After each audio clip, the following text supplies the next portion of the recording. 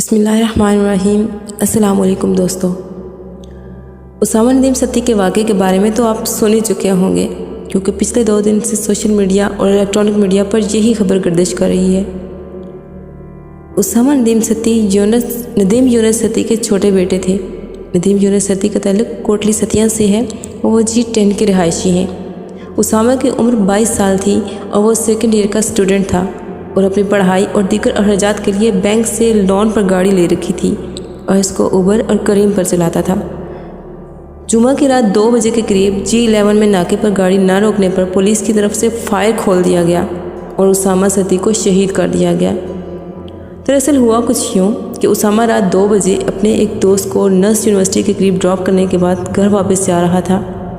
घर से लेट हो जाने के खौफ की वजह से गाड़ी को स्पीड में दौड़ाते चला जा रहा था कि नाके पर रेड सिग्नल पर रुकने की बजाय गाड़ी को भगा कर ले गया और पुलिस की तरफ से फायर खोल दिया गया।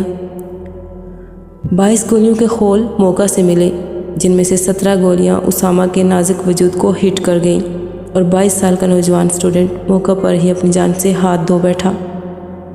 मैं आज ज़द में अगर हूँ तो बदगुमा ना हो, मैं आज ज़द में अगर हूँ तो बदगुमा ना हो, चिराग सबके बुझेंगे हवा किसी की नहीं। मेरे पाकिस्तानियों, ये उसामा अगर किसी वडेरे, जागीरदार, सरमायादार या किसी बड़े पॉलिटिशियन का बेटा होता तो हम देखते उसी वक्त पुलिस का इनकाउंटर ना हो जाता।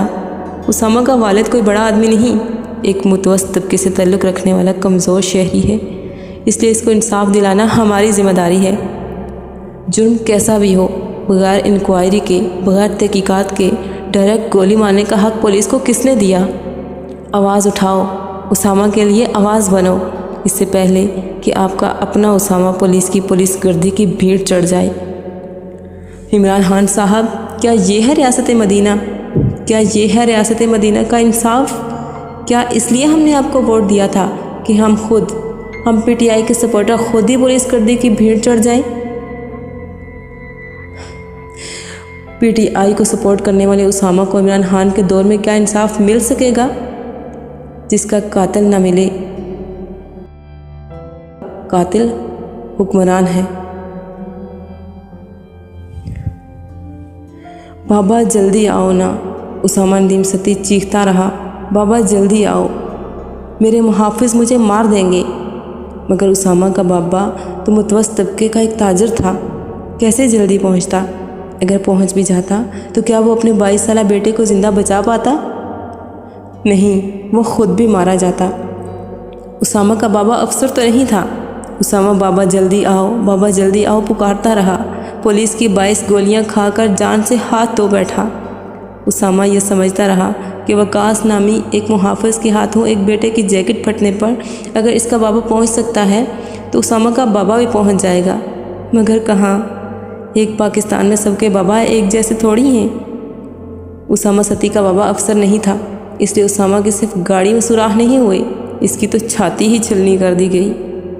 एक ही हल है, हम लोग जो उसामा के वालिद की तरह मुतवस्सित गरीब तबकों से ताल्लुक़ रखते हैं और अफसर नहीं हैं, हमें उसामा की आवाज़ बनना पड़ेगा, वरना हमारे बच्चे बाबा जल्दी आओ ना, बाबा जल्दी आओ पुकारते पुकारते मारे जाते रहेंगे।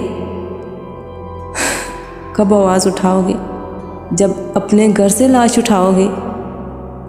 जंगल का समा है शहरों में, हर कूचा गली सन्नाटा है। क्या मेरे मुल्क की किस्मत में अंधेरा ही अंधेरा है? मिट जाएगी मखलूक तो इंसाफ करोगे? मुनसिफ हो तो अब हश्र उठा क्यों नहीं देते? दुआ है कि अल्लाह मरहूम को जन्नतुल फरदौस में आला मुकाम अता फरमाए और उनके लवाहिकीन को सब्र जमील अता फरमाए। आमीन।